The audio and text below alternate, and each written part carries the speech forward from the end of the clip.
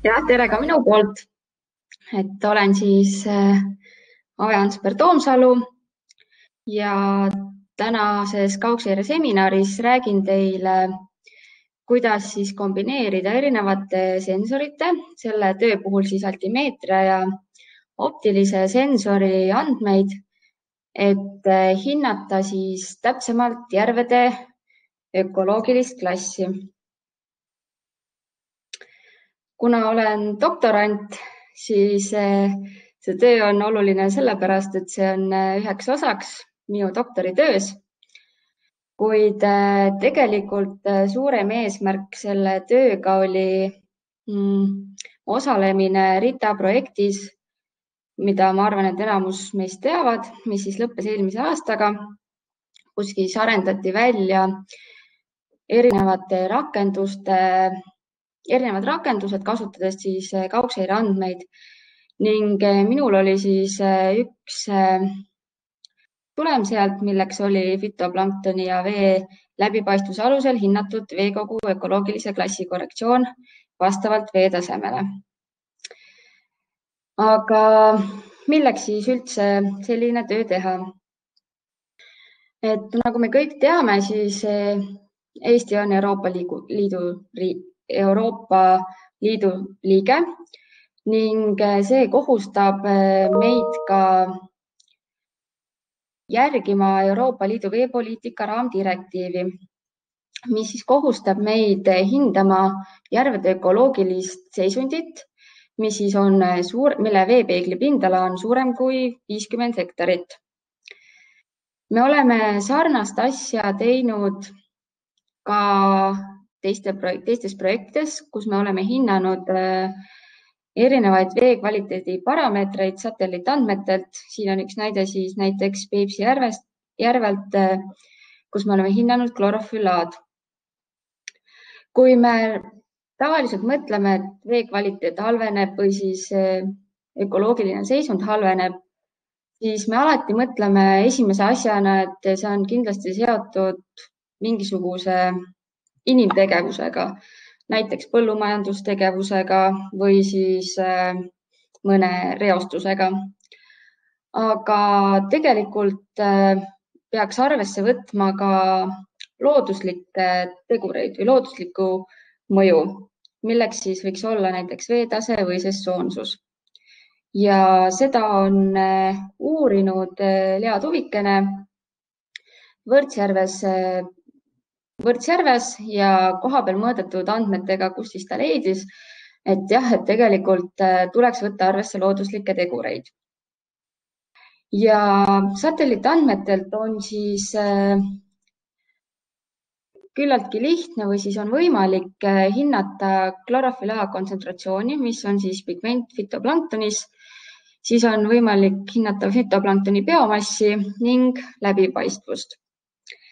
Et seda saab teha kontaktmõõtmiste teel, kuid mida siis ka praegu tehakse, et minnakse järve peale, võetakse veeproov, hinnatakse laboris, kuid kontaktmõõtmisi tegelikult oleks võimalik siis ka toetada satelliitandmetega.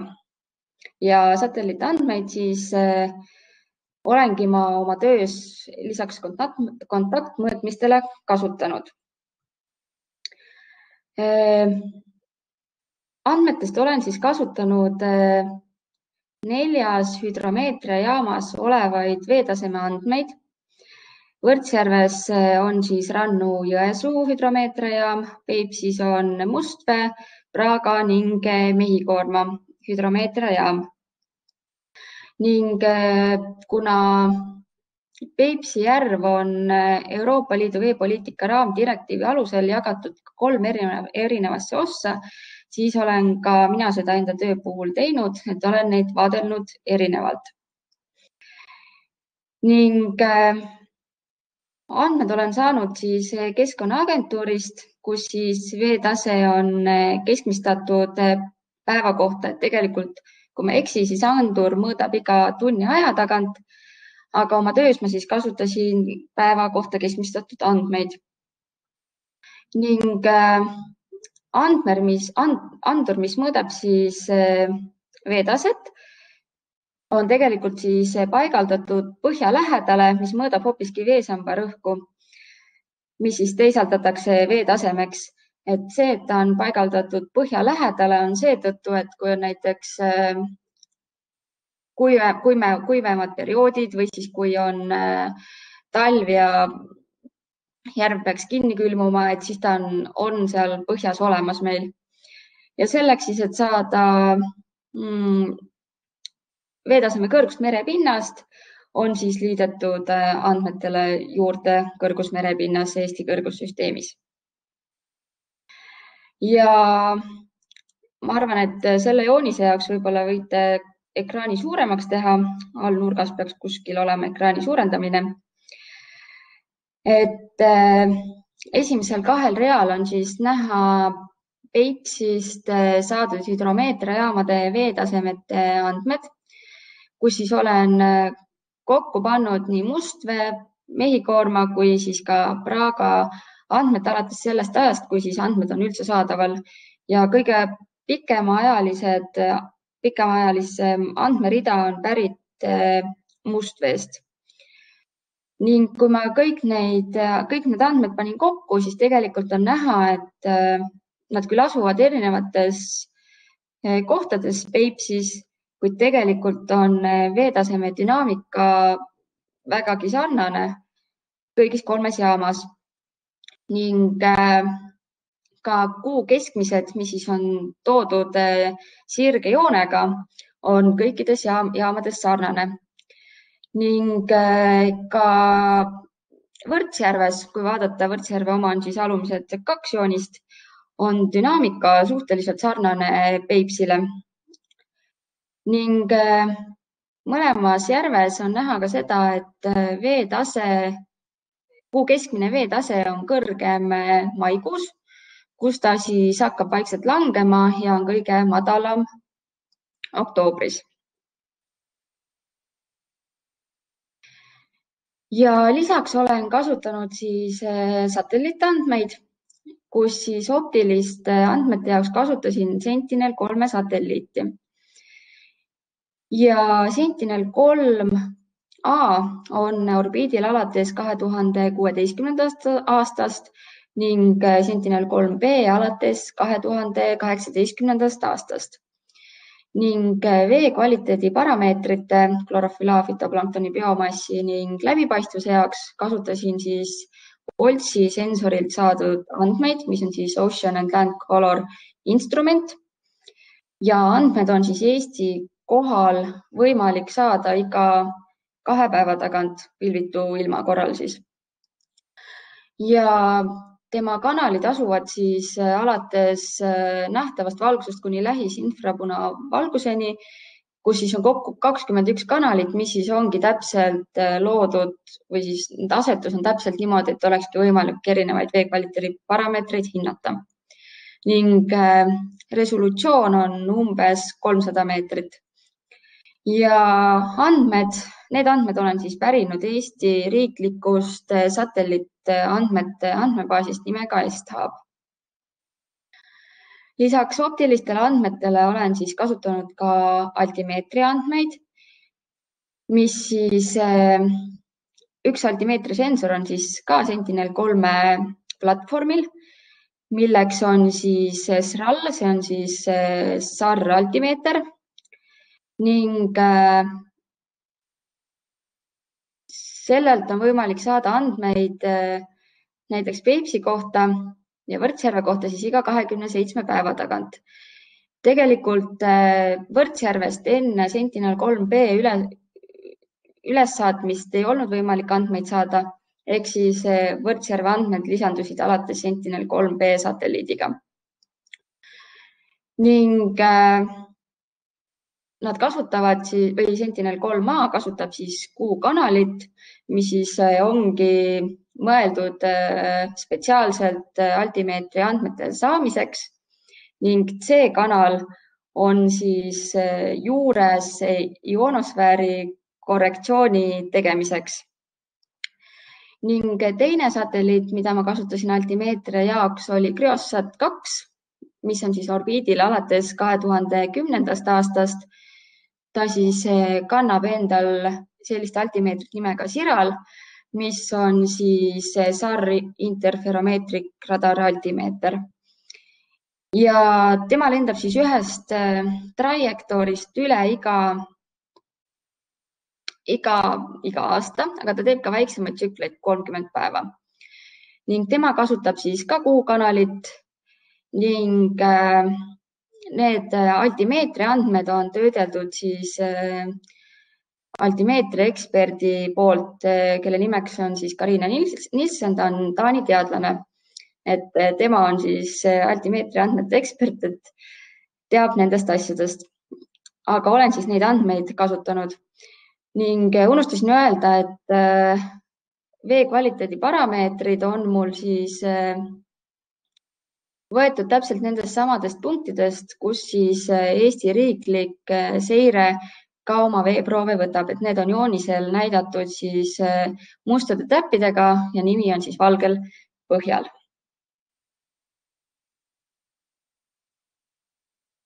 Ja võib-olla siis natukene altimeetri satelliitidest, et miks ma just valisin need 2 satelliiti, oli selle põhjusega, et nad kasutavad SAR tööpõhimõtet, mis erineb tavalisest radarist selle poolest, et kui tavaline radar saadab impulsi sensorilt maapinnale, meil siis meie jaoks siis veepinnale, ta saab selle impulsi tagasi. Aga SAR tööpõhimõttel siis üks impulss, mis saadetakse tegelikult maapinna või siis veepinna suhtes mitme erineva impulsina ehk siis andmetihedus on suurem kui tavalise radari puhul ja seetõttu on järvedes seda parem kasutada, kuna järvedes mängib olulist rolli ka kaldaefekt ehk siis kaldapikslid, mis mõjutavad siis veelt saadud impulssi ja seetõttu ongi need 2 satelliiti seetõttu siin töös kasutatud, et nad töötavad SAR põhimõttel. Ning kui natukene siis rääkida altimeetriast ja püüan siis selle joonise põhjal seletada, et see, mis meid huvitab, on siis veetase, mis on siis toodud sinisega water level ja siin ka sinisega H. Siis selle jaoks on meil vaja päris mitut asja. Et kui satelliit saadetakse orbiidile, siis on vaja teada kindlasti, et kui kõrgel see satelliit siis asub ellipsoidist, et see on siis kindlaks määratud igal satelliidil. Ja selleks on siis see kõrgus siit tähistatud oranžiga altituud on siis see pikk kõrgus, kus siis satelliidi ja ellipsoidi vaheline kõrgus. Siis muidugi me saame teada seda, et kui satelliit saadab impulsi maapinna suunas, veepinna suunas ja ta saab selle tagasi, siis seda vahemikku on võimalik arvutada. On toodud lillana nimega siin joonisel range. Ja samuti on meil vaja teada geoidi kõrgust, mis siis on toodud rohelisena ja lisada ka veel valemisse, et saada teada veetase. Kuna satelliidi impulss läbib ka atmosfääri, siis on vajalik teha ka erinevad korrektsioonid, et eemaldada see atmosfääri mõju. Lisaks on ka erinevad geoidi korrektsioonid ja nii edasi, et mis tegelikult tuleb sinna arvesse võtta, et see ei ole niisama lihtne, et lahutad nendest asjadest ühed asjad ära. Et tuleb ka vaadata teisi tegureid selle puhul. Ja algselt on siis altimeetrit väga palju kasutatud maailmamere veetaseme hindamiseks, sellepärast et maailmameri on pigem ju selline ühtlane, kui võrrelda seda järvedega. Et olen ka toonud lihtsalt näiteks teile, et kui ammu on siis juba kasutatud seda maailmamere veetaseme hindamiseks, et siin ongi kokku toodud erinevate satelliitide, erinevate sensorite tulemused pika perioodi jooksul. Aga see oli siis lihtsalt näiteks. Ning kuidas ma siis oma tööd tegin, oli niiviisi, et ma kasutasin oma töös Lea Tuvikese metoodikat, mis siis temal oli kasutatud koha peal mõõdetud andmete jaoks. Mina kasutasin siis sarnast metoodikat ka satelliitandmete jaoks, kus ma siis hindasin vee kvaliteedi parameetreid, milleks siis oli klorofüll A, fütoplanktoni biomass ning läbipaistvus. Ja oma muutujad ma kõigepealt logaritmisin ning võtsin sekil ka pöördväärtuse, et see oleks siis sarnane teiste muutujatega. Ning esmalt ma leidsin siis proovivõtu päeval mõõdetud veetaseme erinevuse pikaajalisest keskmisest. Seejärel ma siis leidsin lineaarsed regressiooni võrrandid, leitud muutuse ning proovivõtu päeval mõõdetud erinevate muutujate vahel, milleks siis oli klorofüll A, fütoplanktoni biomass ning läbipaistvus. Ja leidsin ka seosed, et kui seos oli veetaseme ning muutuja vahel oluline, siis sealt edasi tuli rakendada ka parandit. Kui seos ei olnud oluline, siis jäi muutmata. Ning korrigeerimiseks kasutatava parandi leidmiseks ma siis arvutasin leidnud regressiooni võrrandite abil uue muutuja väärtuse ning leidsingi parandi ja muutujad siis korrigeerisin selle parandiga ning kasutasin selle jaoks siis kohapeal mõõdetud andmeid, sellepärast et nende andmerida on palju pikem kui satelliitidelt saadud andmed. Ja mis mul siis tulemusteks oli? Et kõigepealt näitan teile võrdlust satelliitandmete ning hüdromeetriajaamas mõõdetud andmete vahel. Esimesel real on siis näha Võrtsjärves mõõdetud andmeid, kus on siis toodud alates 2016. aastast kuni 2019. aastast maist kuni novembrini siis aegrida, et kasutatud on sellepärast seda perioodi, et Sentinel-3 on siis alates sellest ajast olnud orbiidil. Ja sinisega on siis toodud veetase Rannu-Jõesuu hüdromeetriajaamas ning mustaga on siis toodud altimeetri andmetelt saadud veetase. Ja nagu te näete, siis veetase satelliitandmetelt ning hüdromeetriajaamas saadud andmetel dünaamika on suhteliselt sarnane. Altimeetri andmed natukene alahindavad küll hüdromeetriajaamas saadud andmeid, kuid püsivad suhteliselt sarnased nii Võrtsjärve puhul kui ka Peipsi puhul. Ning kuna Sentinel-3-lt ei olnud andmeid ennem, kui Sentinel-3B lisandus Võrtsjärve kohal, siis alates 2019. aastast on altimeetri andmete andmerida sutsukene tihedam, kui ta oli ennem. Aga Peipsil on näha, et andmerida on suhteliselt tihe ja järgnevate satelliitidega kindlasti see andmerea tihedus veelgi suureneb. Et Sentinel-3 on olnud orbiidil kõigest 2016. aastast, et üles saadetakse veel C ja D ja nii edasi satelliidid, et andmerea tihedus kindlasti suureneb. Ja sellel joonisel olen toonud optiliste andmete võrdluse, kus siis esimeses tulbas on näha kohapeal mõõdetud andmete andmeid ning teises tulbas on siis satelliitandmeid, teistes tulpades on siis satelliitandmed ning esimese rea peal on klorofüll A andmed. Et kohapeal mõõdetud andmed on alates 1950. aastatest, et andmerida on suhteliselt pikk. Aga kui me vaatame igat aastat eraldi, alates 2016. aastast, siis et mustaga on kujutatud siis parematel joonistel Satelliitandmed, siis me näeme, et tegelikult andmetihedus on palju suurem kui kohapeal mõõdetud andmed, mis on toodud punasega. Ja seda enam, et alates 2018.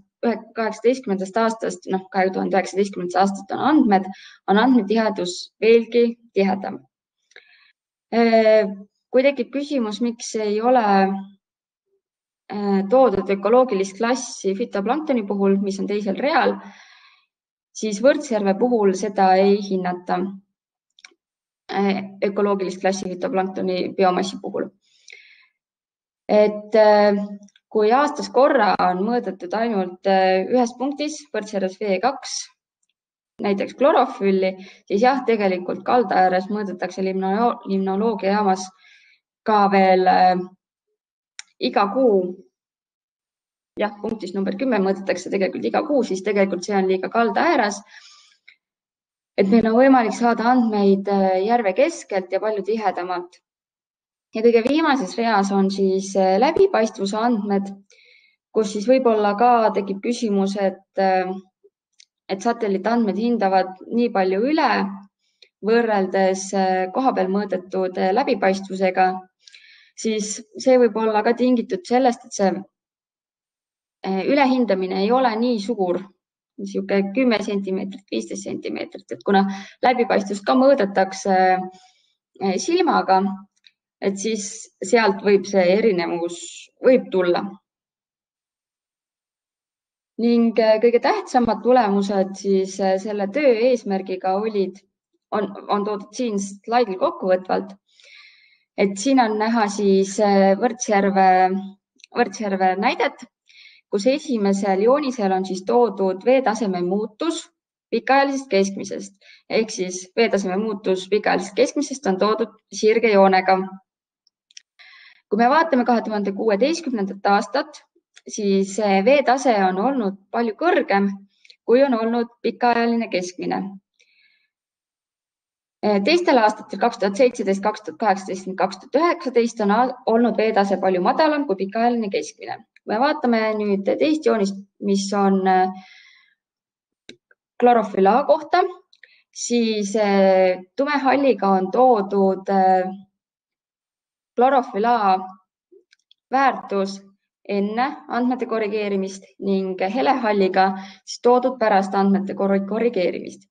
Ehk siis, kui 2016. aastal oli veetase kõrgem kui pikaajaline keskmine, siis on muutunud ka klorofüll A kõrgemaks, kui ta oli ennem. Kui me vaatame aga alates 2017. aastast andmeid, siis kui veetase on olnud palju madalam kui pikaajaline keskmine, siis on tulnud ka klorofüll A kontsentratsioon madalamaks. Isegi nii palju, et klorofüll A on muutunud ühest klassist teise, näiteks 2017. aastal, kus ta on olnud alguses kesine ja siis ta on muutunud heaks. Ka sama on 2018. aastal ning 2019. aastal isegi halvast kesisemaks. Ehk siis, kui me oleme rakendanud või siis arvesse võtnud ka veetaseme, siis on olnud muutus näha. Ning kui ma ka vaatasin Peipsi Suurjärve ja kui ma vaatasin Lämmijärve, siis seosed veetaseme ning erinevate veekvaliteedi parameetrite vahel olid suuremad või esinesid pigem Lämmijärves, mis on madalam, samamoodi nagu Võrtsjärv. Ehk siis seosed on palju suuremad ja palju tugevamad, kui on tugevamad madalates järvedes, kus siis tuleks seda tegelikult kus siis tuleks veetaset eriti arvesse võtta. Ja kokkuvõtteks saangi öelda, et järvede ökoloogilist seisundit mõjutavad inimtekkelised tegurid kui ka tegelikult looduslikud tegurid, mis siis tuleks arvesse võtta. Ja eriti tuleks neid siis arvesse võtta madalates ja suurtes järvedes.